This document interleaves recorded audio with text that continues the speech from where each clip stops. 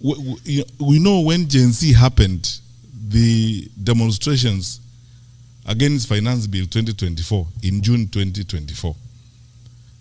First of all, I asked very many people, and the privilege I have is that you cannot hoodwink me. I think, as someone said in this room, the late John Mijuki and myself are probably the most consequential ministers of security in independent Kenya. I was there for 5 years. I know our capacity and I know what we will do.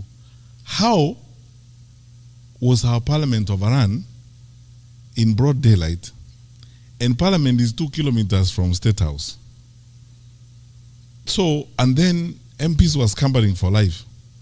What is shocking to me to this day, honestly speaking, and you Kenyans, this is something you should ask yourself questions and answer.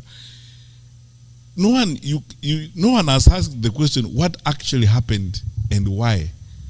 Because in ordinary circumstances, we should have had an all-parties parliamentary inquiry, where all parties come together, have a parliamentary inquiry.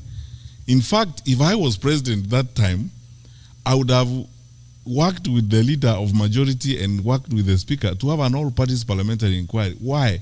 It would have given me an opportunity as president to listen to the Gen Z and to have an opportunity for them to ventilate so that I understand what is actually going on, have the parents come there, and it would have given us an opportunity as a country to do deep dive and soul searching on what we had not done that caused Gen Z to get to that point.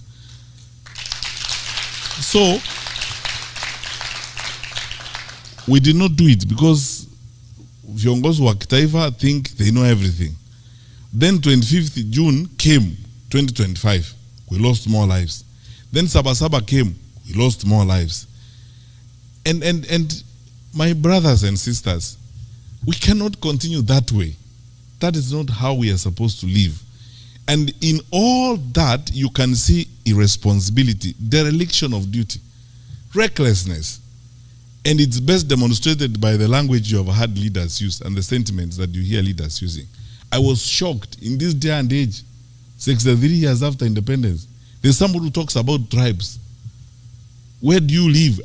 Those things, nobody talks about those things anymore. I asked some friends last night where we were having dinner. Which one of us goes to hospital in Kenya and you are sick? You are very, very sick. You are shivering in your car.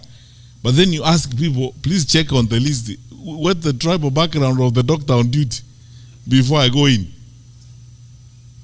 Because you just get in, you are treated, and sometimes you don't even know the ethnic background of the fellow who's treating you. But until you are treated, you go away. Why should